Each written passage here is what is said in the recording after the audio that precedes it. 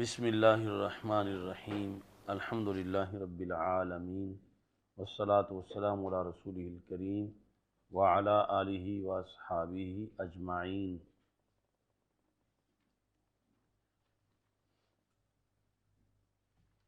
ہرقل نے پوچھا حضرت سیدنا ابو سفیان رضی اللہ تعالیٰ عنہ سے ماذا یأمرکم، کہ وہ رسول صلی اللہ علیہ وسلم تجھے کس چیز کا حکم دیتے ہیں، یعنی ابتدائی موضوعات ان کے دین کے کیا ہیں۔ قلت، حضرت ابو سفیان رضی اللہ تعالیٰ عنہ کہتے ہیں میں نے کہا، وہ یہ کہتے ہیں اعبد اللہ وحدہ، اللہ کی عبادت کرو درا حال کہ وہ ایک ہے، ولا تشرکوا بہ شیئا، اور اس کے ساتھ کسی کو شریک مت ٹھہراؤ، وَاتْرُكُوا مَا يَقُولُ آباؤکم، چھوڑ دو جو تمہارے آبا کہتے ہیں۔ یہ پہلا موضوع ہے عقیدے کا۔ آگے اعمال صالحہ، وَيَأْمُرُنَا بِالصَّلَاةِ وَالصِّدْقِ، وہ ہمیں حکم دیتے ہیں کہ نماز پڑھو اور سچ بولو، والعفاف، پاک دامنی کا حکم دیتے ہیں، والصلۃ، اور صلہ رحمی کا حکم دیتے ہیں۔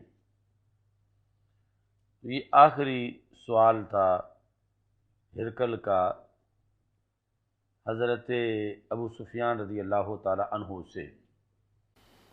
ایک روایت میں ہے بالصلاۃ والصدق والصدقات۔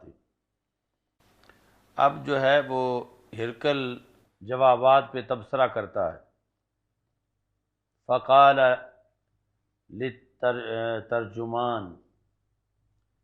اس نے ترجمان کو کہا کہ میری بات ٹرانسلیشن کر کے ان کو بتاؤ کہ جو تم نے میرے سوالوں کے جوابات دیے ہیں اس سے تو پتہ چلتا ہے کہ وہ سچے نبی ہیں صلی اللہ علیہ وسلم۔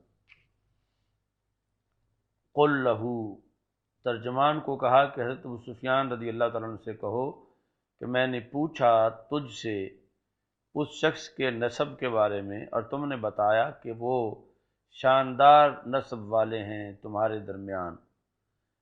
اب آگے تبصرہ ہے، فَكَذَلِكَ الرُّسُلُ تُبْعَثُ فِي نَسَبِ قَوْمِهَا، ایسے ہی رسول بھیجے جاتے رہے اپنی قوم کے اندر شاندار نسب میں، یعنی کوئی رسول بھی ایسے نہیں تھے کہ نسب کے لحاظ سے جن میں کوئی کمزوری ہو، یعنی نسب کی کمزوری عیب پر دلالت کرتی ہے تو پھر لوگوں کا بہانہ بن جاتا ہے کہ ہم ان کا کلمہ تو پڑھ لیتے لیکن ان میں تو یہ عیب تھا۔ اس واسطے کسی رسول صلی اللہ علیہ وسلم کے نسب کے اندر کبھی کوئی کمزوری نہیں تھی، بلکہ شاندار نسب کے ساتھ رب ذوالجلال نے رسولوں کو بھیجا۔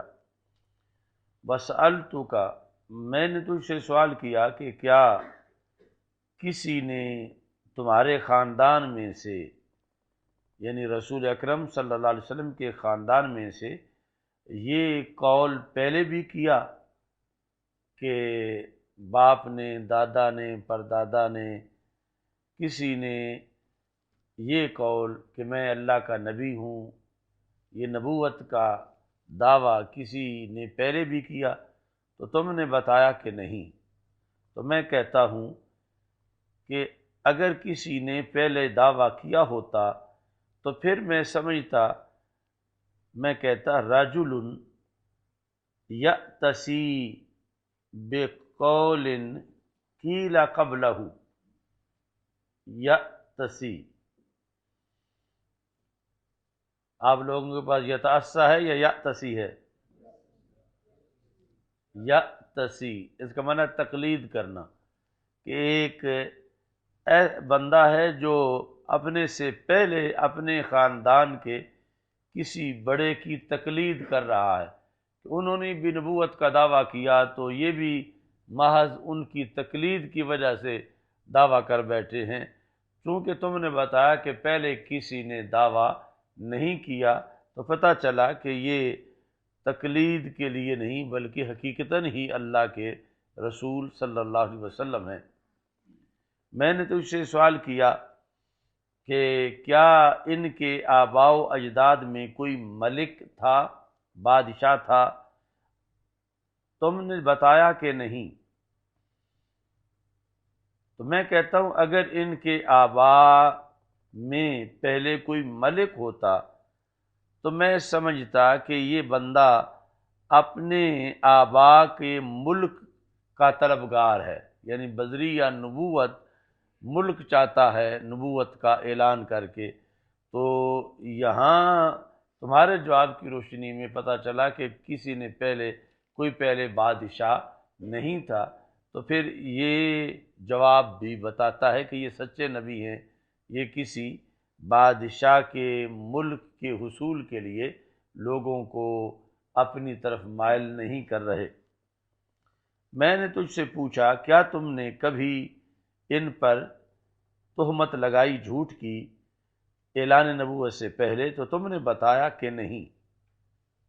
فقد عارف، تو میں پہچانتا ہوں، اس سے میں پہچان گیا ہوں انہو لم یکن لیذر الکذب علی الناس ویکذب علی اللہ، کہ ایسا ہو نہیں سکتا کہ یہ شخص لوگوں کے معاملہ میں تو جھوٹ نہ بولے اور معاذ اللہ کے بارے میں جھوٹ بول جائے۔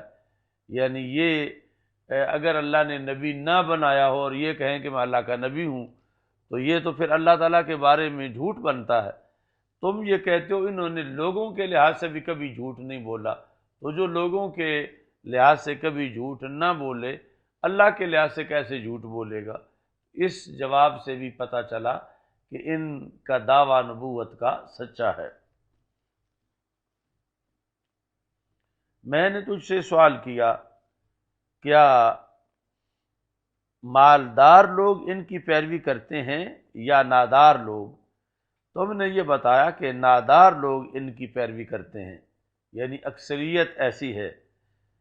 وَهُمْ أَتْبَاعُ الرُّسُلِ، تو یہی سنت جاریہ رہی ہے اللہ تعالیٰ کی سارے نبیوں کی دعوت پر کہ ہر زمانے کے ناداروں نے ہی پہلے نبوت کا کلمہ پڑھا ہے، یعنی اکثریت نبیوں کے جو پیروکار بنے، جس قوم کی طرف نبی گئے اس قوم کے اندر جو غریب غربا بظاہر تھا، نادار لوگ تھے، وہ ہی رسولوں کے پیروکار بنے۔ یعنی یہ جو دولت ہے یہ اکثر لوگوں کو حق دیکھنے نہیں دیتی اور آنکھوں کے سامنے پٹی بن جاتی ہے، تو مالداروں میں بہت تھوڑے لوگ جو ہیں وہ آتے ہیں، اکثریت جو ہے وہ ناداروں کی ہوتی ہے جو دین کے لیے نکلتے ہیں۔ وَسَأَلْتُكَ، اور میں نے تجھ سے پوچھا کیا زائد ہوتے ہیں یا دن بدن بڑھ رہے ہیں یا گھٹ رہے ہیں؟ تم نے یہ بتایا کہ یہ دن بدن بڑھ رہے ہیں۔ تو پھر اس سے میں نتیجہ نکالتا ہوں کہ ایسے ہی ہوتا ہے امر ایمان یہاں تک کہ وہ مکمل ہو جائے، یعنی بڑھتے جانا یہاں تک کہ تکمیل ہو جائے۔ سچے ایمان کا یہی وتیرہ رہا ہے کہ یہاں اضافہ ہوتا ہے، لوگوں کے اندر کمی نہیں ہوتی۔ میں نے تجھ سے سوال کیا کہ کیا کوئی بندہ اس دین سے، اس نبی صلی اللہ علیہ وسلم کے دین سے ناراض ہو کے مرتد بھی ہو جاتا ہے معاذ اللہ اس میں داخل ہونے کے بعد؟ تم نے یہ بتایا کہ نہیں۔ تو ایسے ہی ایمان ہوتا ہے حین تخالط بشاشتہ القلوب، کہ جب اس کی بشاشت دلوں سے مل جائے، یعنی اس کی تازگی جب دلوں سے مل جائے تو وہ ایک خوشبو ہے جو باہر نہیں نکلتی، دلوں کے ساتھ پکی ہو جاتی ہے۔ یہ سخت لدین ہی، یعنی دین کے اصولوں سے ناراض ہو کر کوئی مرتد ہو۔ وَسَأَلْتُكَ، میں نے یہ تجھ سے پوچھا کہ کیا انہوں نے کبھی وعدہ خلافی کی ہے یا عہد توڑا ہے؟ تم نے بتایا کہ نہیں۔ اور ایسے ہی شان ہوتی ہے رسولوں کی کہ رسول وعدہ خلافی نہیں کرتے، یعنی اعلیٰ اوصاف کے مالک ہوتے ہیں، ان میں کوئی عیب والی بات نہیں ہوتی، تو رسول جو ہیں جو وعدہ کریں وہ نبھاتے ہیں۔ اور میں نے تجھ سے پوچھا کہ وہ حکم کیا دیتے ہیں، تو تم نے بتایا کہ وہ تمہیں حکم دیتے ہیں کہ صرف اللہ کی عبادت کرو اور اس کے ساتھ کسی کو شریک نہ ٹھہراؤ، اور وہ تمہیں منع کرتے ہیں بتوں کی عبادت سے، اور حکم دیتے ہیں نماز کا، صدق کا اور پاک دامنی کا۔ یہ تم نے جواب دیا۔ تو اب سارے جوابات کا خلاصہ ہے، فَإِنْ كَانَ مَا تَقُولُ حَقًّا، اگر جو تم نے جوابات میں بتایا یہ حق ہے، تو پھر خبر یہ ہے فَسَيَمْلِكُ مَوْضِعَ قَدَمَيَّ هَاتَيْنِ، پھر جہاں میں بیٹھا ہوں وہ اس سرزمین کو بھی فتح کر لیں گے، وہ اس کے بھی کچھ وقت کے بعد مالک بن جائیں گے۔ موضع قدمیہ ہاتین، میرے قدموں کی جگہ تک، یعنی اس حد تک وہ آگے بڑھیں گے کہ اب میں جہاں تخت بچھا کے بیٹھا ہوں یہ بھی میرا نہیں رہے گا، یہاں تک وہ پہنچ جائیں گے۔ اور میں جانتا تھا پہلے سے ایسی ایک شخصیت کے بارے میں کہ ان کا ظہور ہوگا،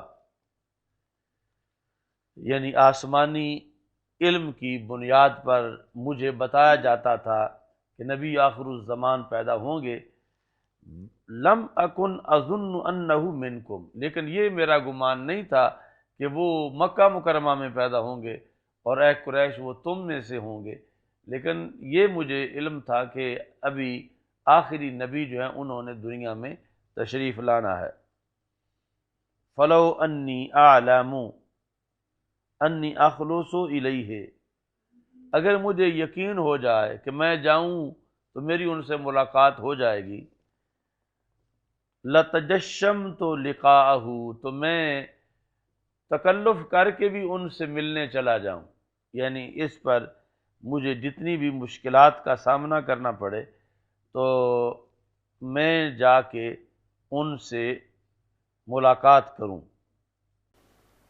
وَلَوْ كُنْتُ عِنْدَهُ، اگر میں ان کے پاس ہوتا، لَغَسَلْتُ عَنْ قَدَمَيْهِ، تو میں ان کے دونوں پاؤں دھوتا۔ یہ یعنی اس نے اس وفد کے سامنے اپنے جذبات کا اظہار کیا کہ وہ سچے رسول صلی اللہ علیہ وسلم ہیں اور وہ غالب آئیں گے پوری دنیا پر، اور پھر یہ ہے کہ میں اگر اخلص الیہ کا مطلب یہ ہے کہ انہیں خطرہ تھا اسے کہ جب میں ان کے ارادے سے یہاں سے نکلوں گا، سفر کروں گا، تو مجھے خطرہ ہے کہ رستے میں ہی نصارہ مجھے قتل کر دیں گے کہ ہمارا بادشاہ مسلمان ہونے لگا ہے تو یہ تو ہمیں بھی سب کو لے جائے گا۔ تو دوسرا یہ کہا کہ اگر میں پاس ہوتا تو میں رسول پاک صلی اللہ علیہ وسلم کے دونوں قدم دھوتا۔ تو یہ جو غسلت عن قدمی ہے، یہ عربی زبان میں اور آج بھی ہمارے زبان میں کہ فلاں فلاں کے پاؤں دھوتا، مبالغہ فی العبودیت لہ والخدمہ، یعنی یہ کسی کی غلامی کے اظہار میں مبالغہ ہے کہ میں ان کا خادم بن جاتا۔ اچھا جی، تو یہ جو جگہ تھی کہ ان کا ملک جو ہے وہ یہاں تک پہنچ جائے گا جہاں میرے قدم ہیں، تو مراد ہے بیت المقدس، کہ بیت المقدس کے بھی وہ فاتح بن جائیں گے، یا مراد تھا مکمل ملک شام، کیونکہ اس کا دارالحکومت اس وقت ہمس تھا۔ آگے آئے گا کہ یعنی پھر عین جب فیصلے کا وقت تھا تو بدقسمت نکلا اور کلمہ نہ پڑھا اس نے، اور اپنی حکومت بچانے کے لیے اس نے اور لفظ بول دیے اپنی رعایا کو خوش کرنے کے لیے۔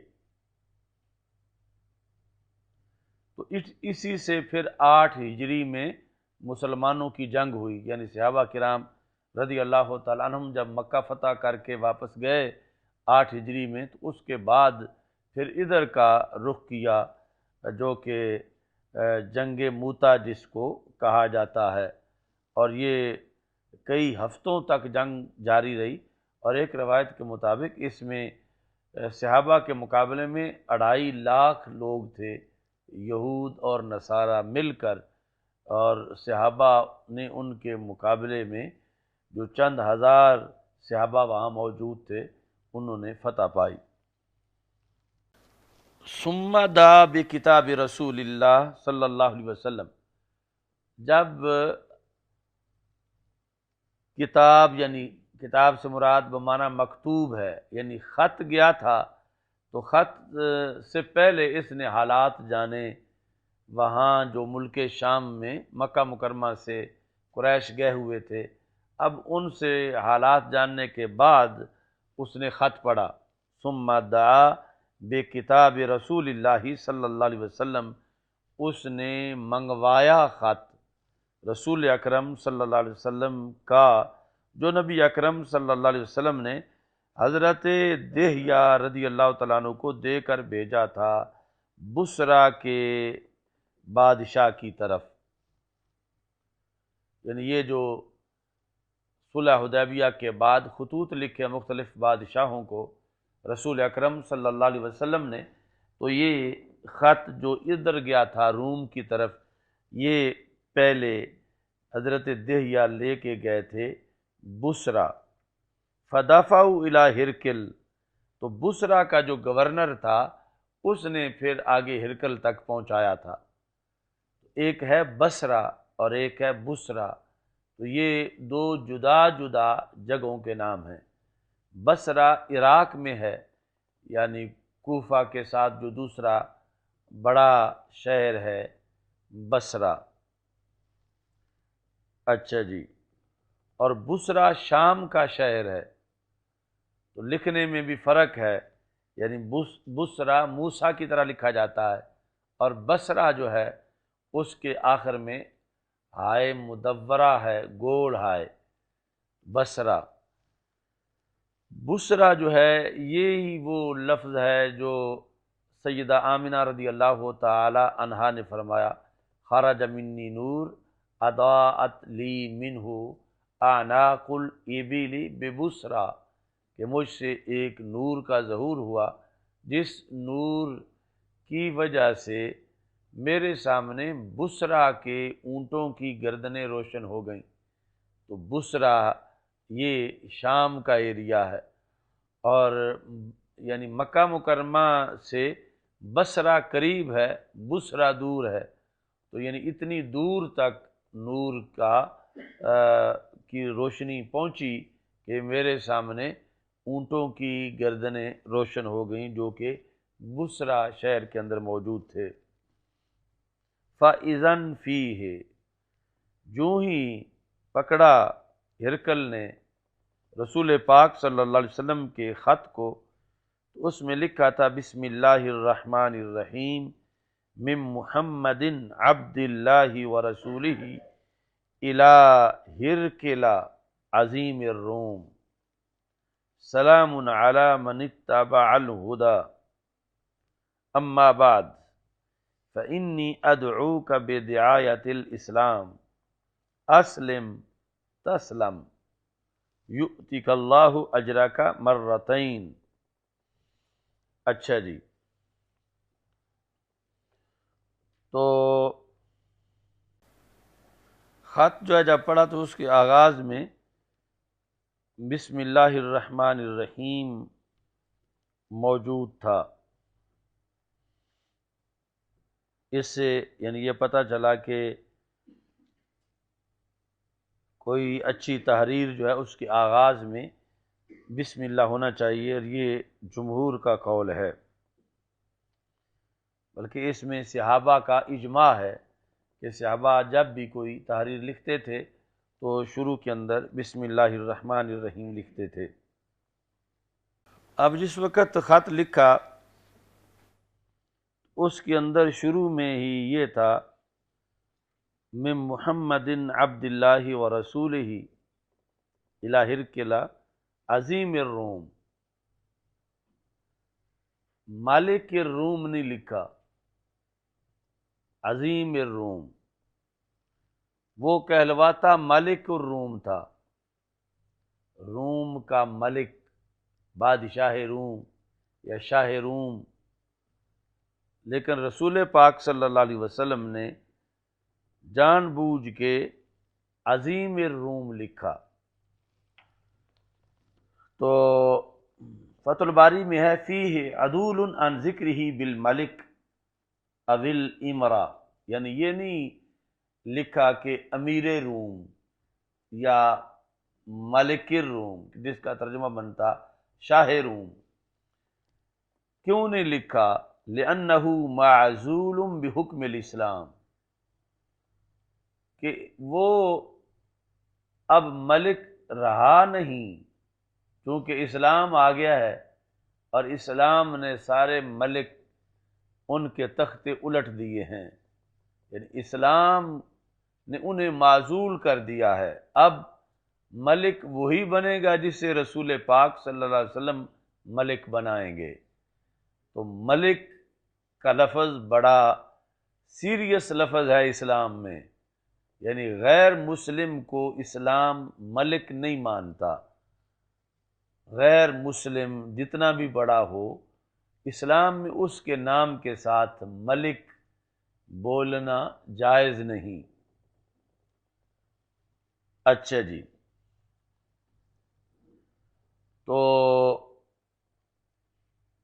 یہ ہے یعنی اسلام میں سیاست یا اسلام کا سیاست سے تعلق، کہ ملک کہ کسی جگہ کا حکمران، اور اسلام کے نزدیک کہ اسلام خود کسی کو کسی جگہ کا حکمران مان لے، یہ درست نہیں، کیونکہ اسلام میں ہے وَاعْلَمُوا أَنَّ الْأَرْضَ لِلَّهِ وَلِرَسُولِهِ، کہ جان لو کہ ساری زمین اللہ کی ہے اور اللہ کے رسول صلی اللہ علیہ وسلم کی ہے۔ تو جب کسی کو خود ہی اسلام مان لے تو پھر اس کے خلاف جہاد کا حکم کیسے دے گا؟ کہ جب ان کی اپنی زمین ہے تو پھر اپنی زمین میں وہ رہیں، جبکہ اسلام کہتا ہے کہ کسی کی زمین بھی اپنی نہیں، ساری زمین اللہ کی ہے اور اللہ کے رسول صلی اللہ علیہ وسلم کی ہے۔ اب جو اللہ اور اللہ کے رسول صلی اللہ علیہ وسلم کو مان جائیں گے تو اسلام انہیں زمین دے دے گا۔ تو اسلام کسی سے زمین چھینتا نہیں، بلکہ اپنا قبضہ واپس لیتا ہے۔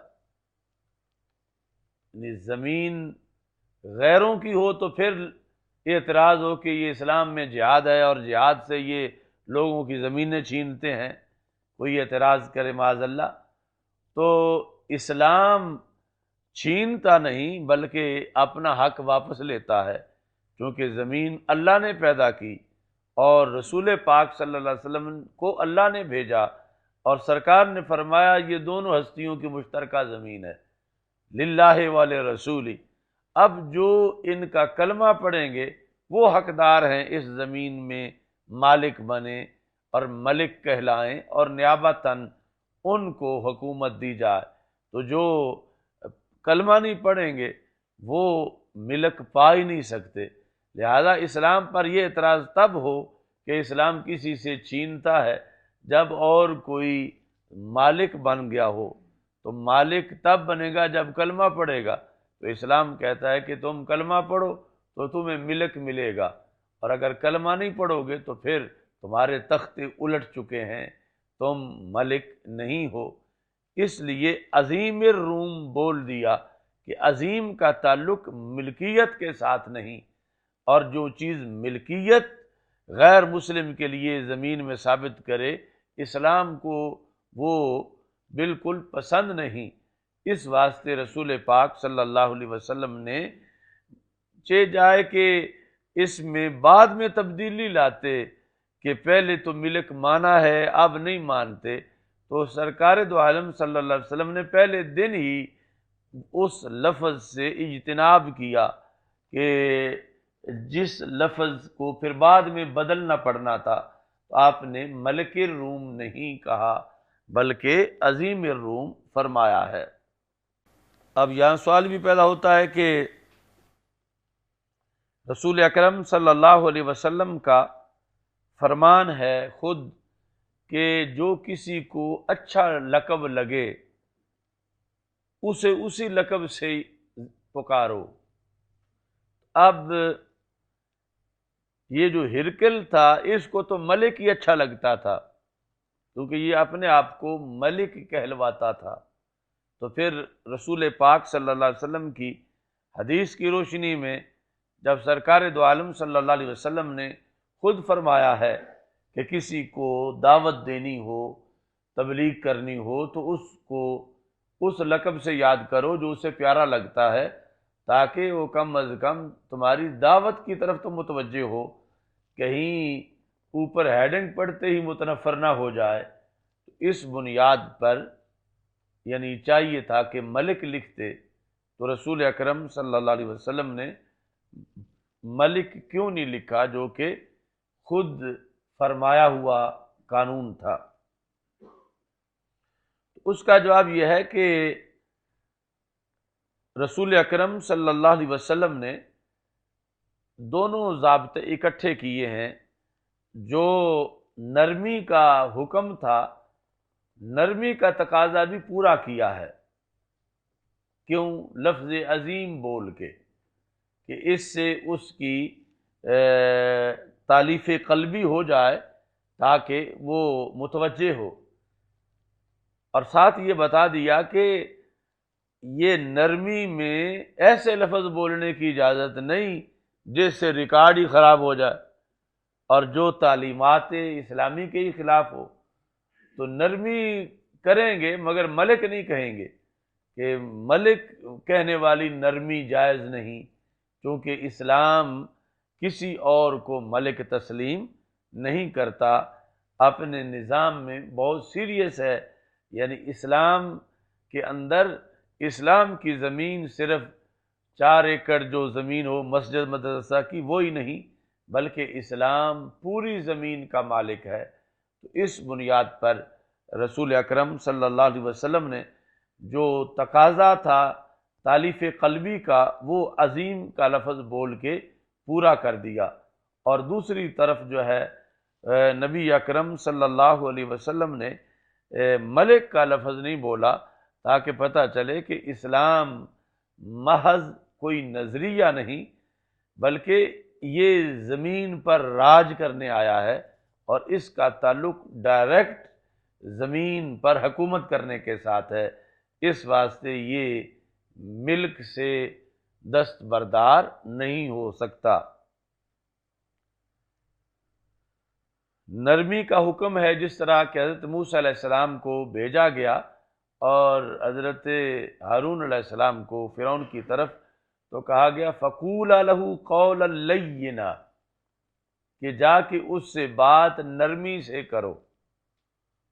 حالانکہ اللہ کو پتا تھا کہ نرمی سے کرنے پر بھی اس نے نہیں ماننا، کیونکہ اللہ سے تو کوئی چھپا ہوا نہیں تھا، لیکن یہ تھا کہ اتمام حجت ہو جائے، کہ وہ کل قیامت کے دن یہ نہ کہ آتے ہی انہوں نے مجھ سے غصے میں بات کی، اس لیے میں نے نہیں مانا۔ تو قولا لینا، تبلیغ میں نرم انداز کا حکم ہوا، لیکن اس کے اندر یہ جائز نہیں کہ کوئی اسلامی تعلیمات کی خلاف ورزی ہو، وہ نرمی کرنے کا جواز نہیں ہے۔ اچھا جی، عظیم الروم، اب یہ جو نظریہ ملک ہے اسلام کے اندر، نظریہ ملک یعنی زمین پر اقتدار، حکومت، سیاست جو اس کا اصلی معنی ہے کہ امور کی یوں ادائیگی کہ فساد نہ ہو، تو یہ یعنی ابتدا میں خطوط کے ہی رسول پاک صلی اللہ علیہ وسلم نے اس کو رکھا، اور پھر جو بہت منفرد عبادت ہے حج، اس کا جو سب سے بڑا نعرہ ہے تلبیہ، اس تلبیہ کے اندر حاجی سے بار بار یہ اقرار کروایا گیا، خواہ وہ منا میں ہو، مزدلفہ میں ہو، کعبے کے گرد چکر لگا رہا ہو، تلبیہ پڑھے تو کیا کہے، لبیک اللہم لبیک، لبیک لا شریک لک لبیک، ان الحمد والنعمت لک والملک، حمد تیری ہے، انعام تیری طرف سے ہے، اور ملک بھی تیرا ہے، یعنی عین عبادت کے درمیان، اور وہ بھی خاص عبادت، اور وہ بھی مشاعر مقدسہ میں، تو وہاں عبادت کے اندر اس سیاست کا ذکر کیا کہ جیسے اے اللہ تیرا کوئی شریک نہیں، ایسے حقیقت میں ملک بھی تیرا ہی ہے، لا شریک لک، اس سے پہلے ان الحمد والنعمت لک والملک، یعنی جیسے حمد تیری ہے اور نعمت تیری ہے، ساتھ یہ کہ ملک بھی تیرا ہے، یعنی ہم تیرے سوا کسی کا راج نہیں مانتے، تیری حکومت مانتے ہیں، ہم تیری حکومت کے قائل ہیں۔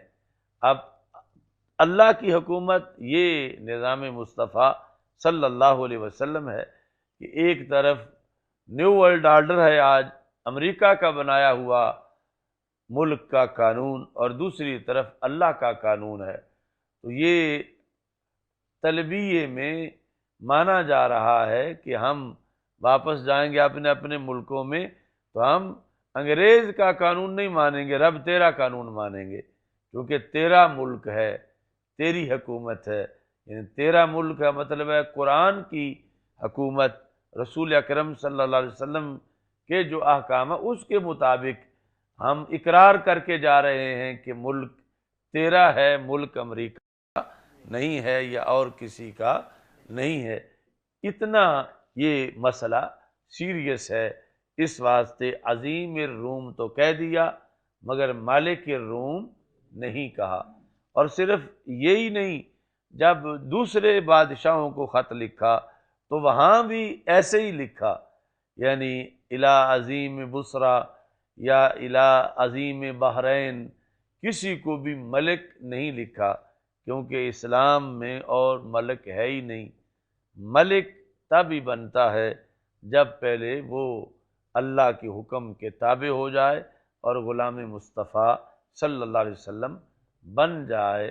تو ان کو یہ جو تبلیغ کا خط لکھا رسول اکرم صلی اللہ علیہ وسلم نے، تو اس خط میں دبدبہ موجود تھا، یعنی یہ نہیں تھا کہ میں ریکویسٹ کرتا ہوں کہ کلمہ پڑھ لو، بلکہ یہ تھا اسلم تسلم، اگر تم نے سلامت رہنا ہے تو کلمہ پڑھ لو، یعنی اگر تم نے ہمارے ڈنڈوں سے بچنا ہے اور آخرت کے عذاب سے بچنا ہے تو پھر کلمہ پڑھ لو۔ آئی بیگ ٹو سے نہیں، یہ آئی ریکویسٹ نہیں، بلکہ ہے اسلم تسلم، کہ تم اپنی جگہ تخت پہ بیٹھے ہوئے ہو لیکن ملک نہیں ہو، تمہارا تخت الٹ گیا ہے، اب ہم جسے بٹھائیں گے اسے وہ بیٹھے گا، اور تم کلمہ پڑھو، اسلم تسلم۔ اگر کلمہ پڑھو گے تو پھر تمہاری سلامتی ہے، اگر نہیں پڑھو گے تو پھر تم سلامت نہیں ہو۔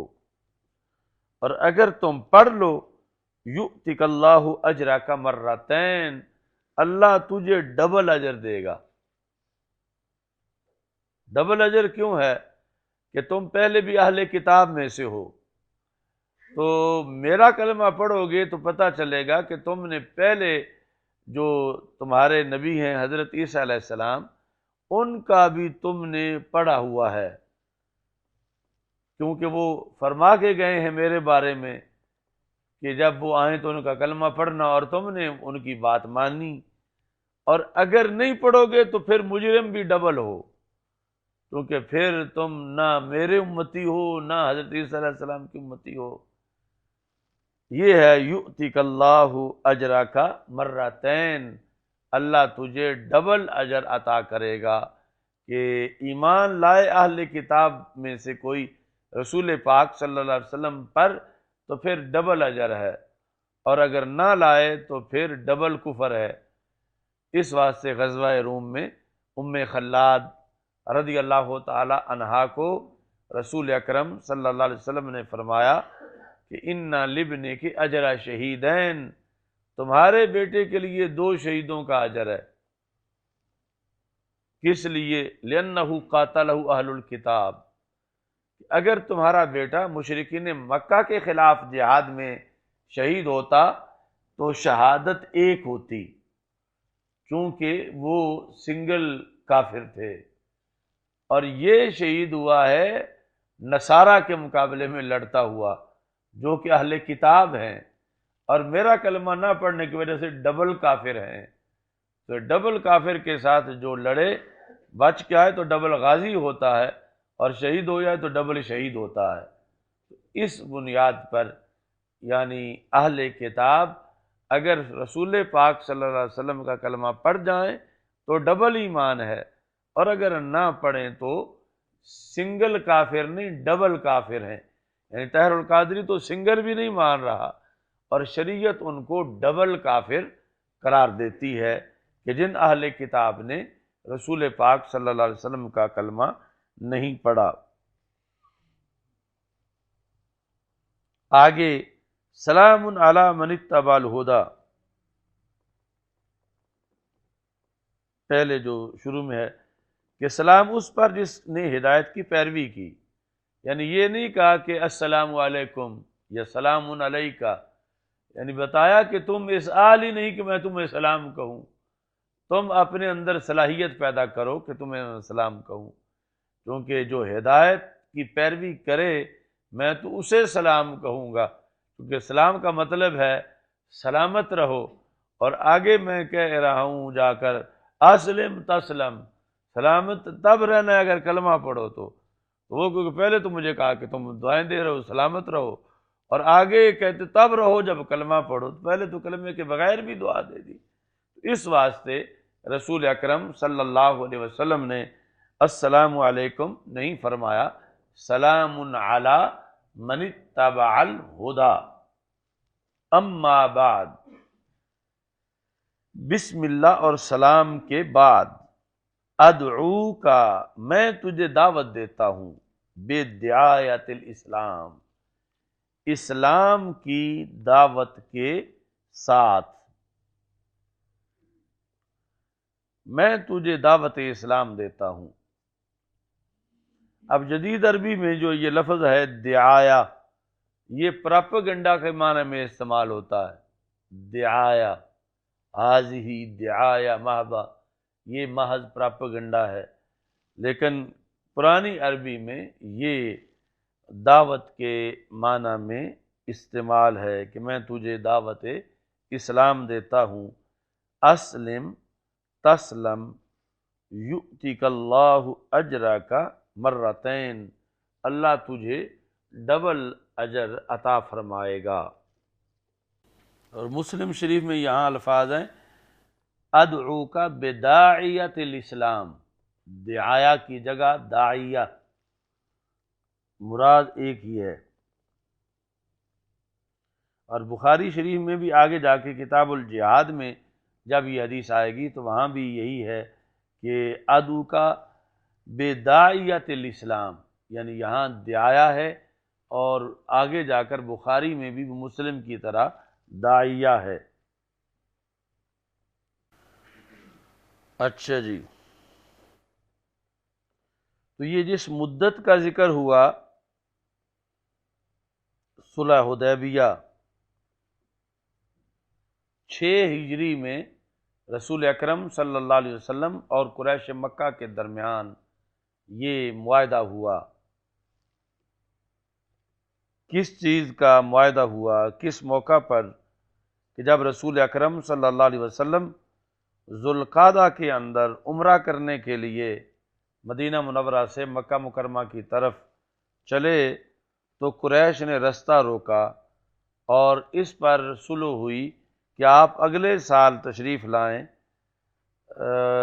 اور عمرہ کریں، جس کو پھر عمرہ قضا کہا جاتا ہے، کیونکہ یہاں حدیبیہ میں ہی جانور ذبح کیے گئے اور یہاں ہی احرام کھول کے رسول اکرم صلی اللہ علیہ وسلم اور صحابہ رضی اللہ تعالیٰ عنہم واپس مدینہ منورہ چلے گئے اور اگلے سال آ کر عمرہ قضا کیا۔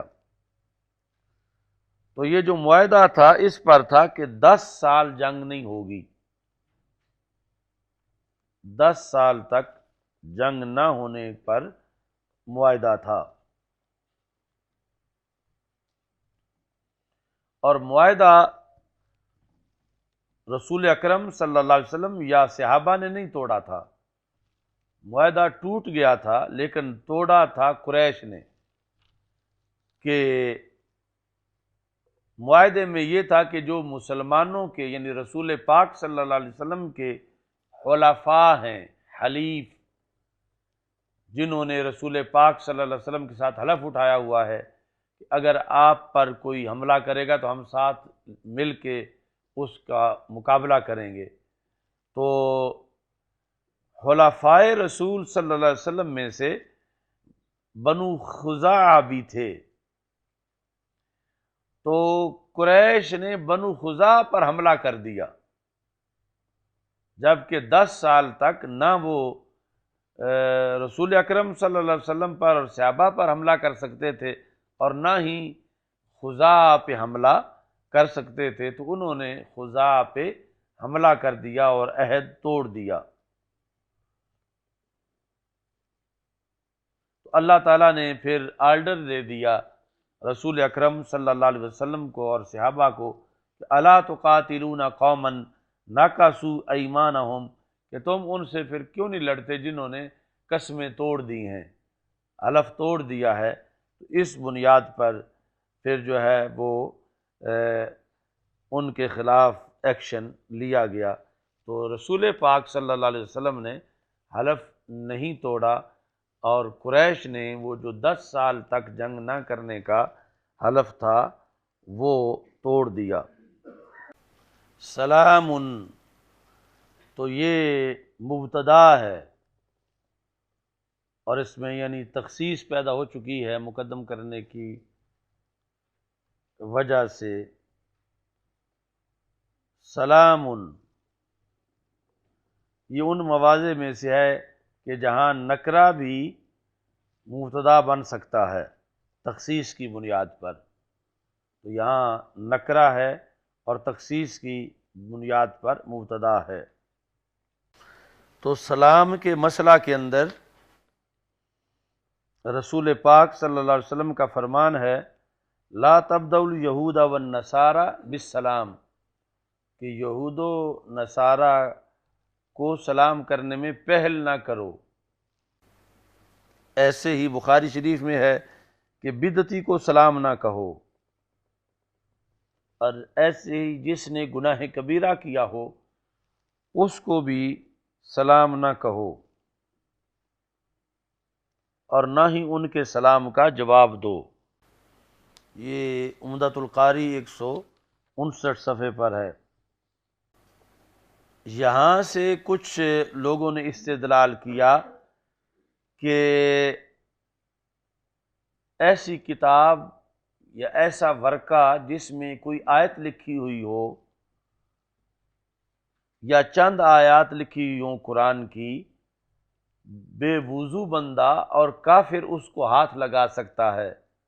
یعنی اس خط سے، جو خط جو ہے وہ ہرکل کی طرف گیا تھا، آگے اس خط میں آیات آ رہی ہیں، تو ایک آیت یا کئی آیات جس خط میں لکھی ہوئی ہوں تو ظاہر ہے کہ اس وقت یعنی وہ تو پھر بھی اس نے کلمہ نہیں پڑھا، تو وہ کافر تھا، محدث تھا، تو اس سے استدلال کیا کچھ لوگوں نے اس مسئلہ کا۔ امام عینی کہتے ہیں کہ یہ استدلال درست نہیں،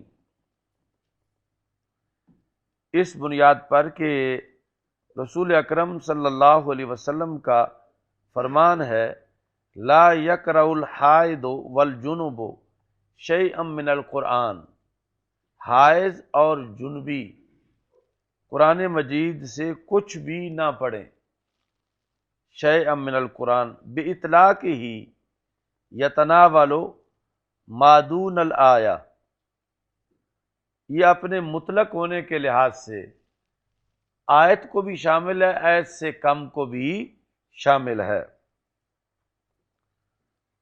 تو مطلب یہ ہوا کہ حائض، نفاس والی عورت، جنبی، وہ آیت سے کم ہو پھر بھی نہیں پڑھ سکتے۔ لیس لہم مس المصحف الا بغلافہ، غلاف کے ساتھ مصحف کو مس کیا جا سکتا ہے، یہاں تک کہ جس درہم پر کلمات قرآن لکھی ہوں اسے بھی تھیلی کے ذریعے پکڑنا چاہیے۔ لیکن کہا ولا باس بدفع المصحف الی الصبیان، بچوں کو قرآن پکڑانے میں کوئی حرج نہیں ہے، لأن فی المنع تضییع حفظ القرآن، یعنی بچوں سے مراد جو قرآن ناظرہ پڑھ رہے ہیں یا حفظ کر رہے ہیں، کیونکہ اگر انہیں روکا جائے تو حفظ قرآن ضائع ہو جائے گا، حفظ پھر نہیں کر سکیں گے۔ اور بچے ابھی ہیں چھوٹے، یعنی جن کو وضو کا بھی پورا پتہ نہیں، تو اگر ان کے لیے وضو کی شرط لگائی جائے تو اس میں ان کے لیے حرج ہے۔ ھذا ھو الصحیح، یعنی یہ جو بالکل چھوٹے بچے ہیں ان کے لحاظ سے۔ یہ صفحہ نمبر 160 پر امام عینی نے لکھا۔ تو بہرحال تبلیغ کی نیت سے یہ ایک آیت یا دو آیتیں جو ہیں ان کا بھیجنا، اس کا استدلال بعض لوگوں نے یہاں سے کیا۔ اچھا جی، من محمد، یہ جس وقت خط پہنچا ہرکل کے پاس تو اس وقت اس کا بھائی پاس بیٹھا ہوا تھا، بھتیجا، اندہ ابن اخل لہ احمر، یہ فتح الباری میں ہے۔ وفیہ لما قرأ الکتاب، تو اس بھتیجے نے جس وقت خط دیکھا تو اس نے مذاق اڑایا اور اس نے کہا لا تقرأہ، کہ اسے نہ پڑھو، انہ بدا بنفسہ، کہ انہوں نے تو اپنے نام سے شروع کیا ہے، میں محمد عبد اللہ ورسولہ، لیکن ہرکل نے پھر بھی اس کو پڑھا۔ تو اس کے اندر یہ تھا کہ فَإِن تَوَلَّيْتَ، اگر تم پھر گئے، ہرکل کو کہا گیا تو آپ پر تمام اریسیین کا گناہ بھی ہوگا، یعنی تم پڑھو گے تو پھر تمہیں ڈبل اجر ملے گا، اور اگر تم نہیں پڑھو گے تو پھر اریسیین کا گناہ بھی تمہیں ہی ملے گا۔ اریسیین، اریسی کی جمع ہے، اور اریسی منصوب سوئے اریس ہے، فعیل کا وزن ہے، مراد ہے کسان، کہ جو اس دیس کے کسان ہیں یعنی مین عوام جو تمہارے ہیں، اگر تم پھر گئے، تم نے نہ پڑھا تو کسان بھی نہیں پڑھیں گے تو ان کا گناہ بھی تجھ پر ہوگا۔ یہ ہے وہ آیت کہ جس سے استدلال کیا گیا کہ کافر کی طرف خط بھیجا گیا تھا اور اس میں آیت موجود تھی، یا اہل الکتاب، اے اہل کتاب، تعالوا الی کلمۃ سواء بیننا و بینکم، آ جاؤ ایک کلمے کی طرف جو تمہارے درمیان برابر ہے۔ وہ کیا ہے؟ اللہ نعبد الا اللہ، کہ ہم صرف اللہ کی عبادت کریں، ولا نشرک بہ شیئا، اور اس کے ساتھ کسی کو بھی شریک نہ ٹھہرائیں، ولا یتخذ بعضنا بعضا اربابا من دون اللہ، ہم میں سے بعض جو ہیں وہ بعض کو اللہ کے مقابلے میں رب نہ بنائیں۔ فَإِن تَوَلَّوْا فَقُولُوا اشْهَدُوا بِأَنَّا مُسْلِمُونَ، اگر وہ پھر گئے تو آپ کہو کہ گواہ ہو جاؤ کہ بے شک ہم تو اسلام والے ہیں۔ حضرت ابو سفیان رضی اللہ تعالیٰ عنہ کہتے ہیں کہ جس وقت کہا اس ہرکل نے جو کہا اور فارغ ہو گیا خط پڑھنے سے، کاسور عندہ الصخب، شور اس کے پاس بہت زیادہ ہو گیا۔ اچھا جی، وارتفعت الاصوات، اور آوازیں بلند ہوئیں، یعنی جس طرح اختلاف پر آوازیں بلند ہوتی ہیں، کوئی کچھ کہہ رہا تھا، کوئی کچھ کہہ رہا تھا۔ وَأُخْرِجْنَا، اور ہمیں پھر وہاں سے نکال دیا گیا، یعنی سیکورٹی والوں نے کہا تم تو نکلو، یہاں تو اب ڈنڈے چلنے لگے ہیں یا آپس میں ان کا اختلاف ہونے لگا ہے، تو اخرجنا، ہمیں وہاں سے نکال دیا گیا۔ فقلت لاصحابی، تو میں نے اس دن اپنے دوستوں سے کہا، حین اخرجنا، جب ہمیں وہاں جلدی سے ہرکل کے دربار سے باہر نکالا گیا، تو میں نے کہا تھا اس دن، لقد امر عمرو بن ابی کبشہ، کہ حضرت محمد صلی اللہ علیہ وسلم کا معاملہ اب بڑھ گیا ہے، یعنی یہاں یہ ڈر رہے ہیں ان سے تو وہاں ہمارا کیا بنے گا؟ تو یہ جو ہمارا مدت گزر رہی ہے، آگے اس کے ہمارے لیے مشکل ہوگا ہم ان کا مقابلہ کریں، کہ اتنی دور بیٹھے ہوئے یہاں جو ہے بادشاہ کہتا ہے کہ وہ اس جگہ پہ بھی قبضہ کر لیں گے، اور پھر اب یہاں خط پڑھا گیا ہے اور خط میں آگے یعنی کچھ حامی ہیں، کچھ اختلاف کر رہے ہیں، تو لگتا ہے کہ یہاں بھی بیٹھے ہوئے یہ لوگ ڈر رہے ہیں ان سے۔ لقد امر عمرو بن ابی کبشہ، تو یہ کنایا ہے رسول اکرم صلی اللہ علیہ وسلم سے۔ ابن ابی کبشہ کا معاملہ بڑھ گیا ہے، اب وہ بہت آگے نکل گئے ہیں، ابن ابی کبشہ۔ تو رسول اکرم صلی اللہ علیہ وسلم کو ابن ابی کبشہ کیوں کہہ رہے تھے؟ کیونکہ ابھی تک کلمہ نہیں پڑھا تھا، اور کلمہ بعد میں نصیب ہوا۔ اس وقت جیسے یہ آپس میں بیٹھ کے کفار مکہ رسول پاک صلی اللہ علیہ وسلم پر طنز کرتے تھے، اور اس طرح ایک نام رکھا ہوا تھا، تو وہی نام ابھی وہ اپنے لفظوں کے اندر اس کا ذکر کر رہے تھے۔ ابن ابی کبشہ، آمیرا، آمیرا کا مطلب ہے عازوما، بڑا ہو گیا ہے۔ تو کیوں کہتے تھے رسول پاک صلی اللہ علیہ وسلم کو ابن ابی کبشہ؟ کہ نبی اکرم صلی اللہ علیہ وسلم، یہ صفحہ نمبر 54 ہے فتح الباری کا، اراد بہ النبی صلی اللہ علیہ وسلم لأن ابا کبشہ احد اجدادہ، کہ رسول اکرم صلی اللہ علیہ وسلم کے اجداد میں سے ایک ابو کبشہ ہے، اور عربوں کی عادت ہے کہ وہ اس طرح تذکرہ کرتے رہتے ہیں۔ اب وہ کون تھے ابو کبشہ؟ بعض نے کہا کہ حضرت عبد المطلب کے نانا جی کا یہ نام تھا، تو بعض نے کہا کہ مطلقاً یعنی رسول اکرم صلی اللہ علیہ وسلم کے آبا پر یہ لفظ بولا جاتا تھا۔ بعض نے کہا کہ جو رضائی باپ تھے حارث بن عبد العزیٰ، ان کو یہ کہا جاتا تھا کبشہ، ابو کبشہ، تو ابن ابی کبشہ رسول اکرم صلی اللہ علیہ وسلم کو اس بنیاد پہ کہا گیا۔ تو بہرحال انہوں نے ذکر کیا رسول اکرم صلی اللہ علیہ وسلم کا ان لفظوں کے ساتھ، اور اس کے بعد پھر اس حدیث کا دوسرا مضمون جو ہے وہ شروع ہوا، کیونکہ پہلے میں علماء بیٹھے ہوئے تھے اور ان کا انٹرویو ہوا اور خط پڑھا گیا۔ اب دوسرا جو ہے وہ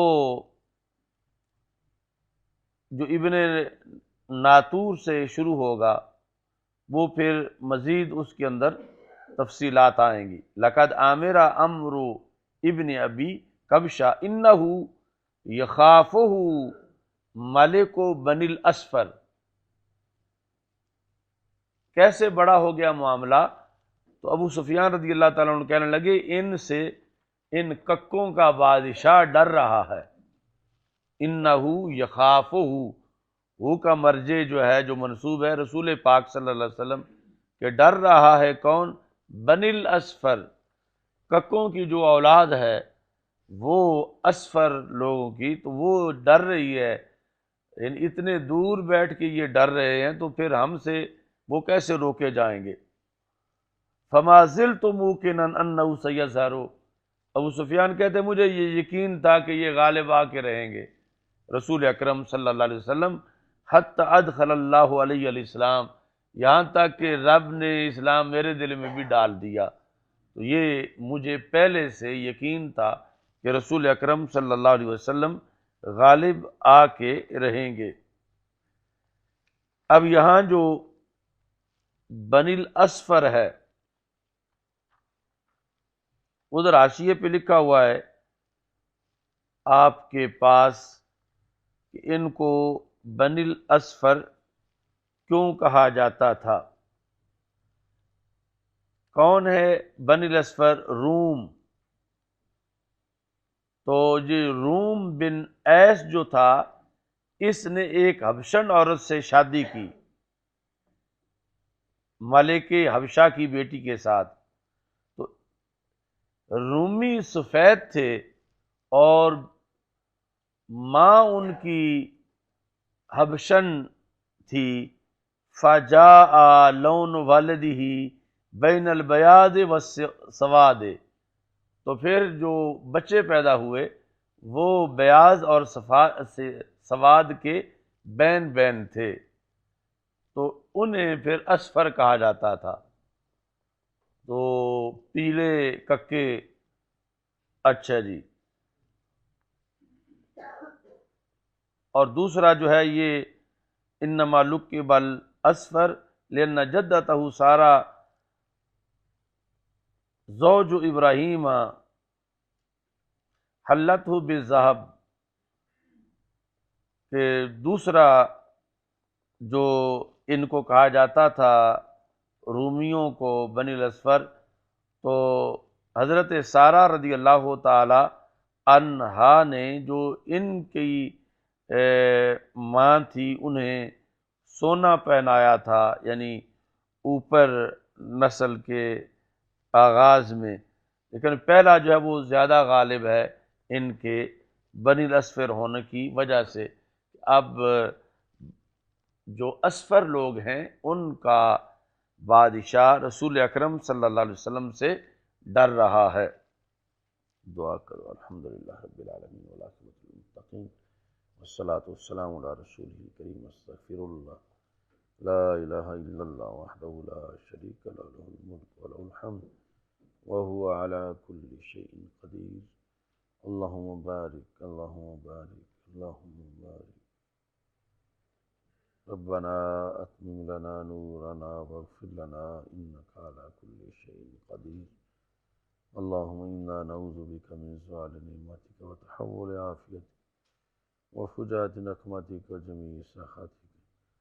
أعوذ بالواس رب الناس اشف أنت الشافي الشفاء لا يغادر سقما. وصلى الله تعالى على حبيبه سيدنا مولانا محمد وعلى آله وصحبه.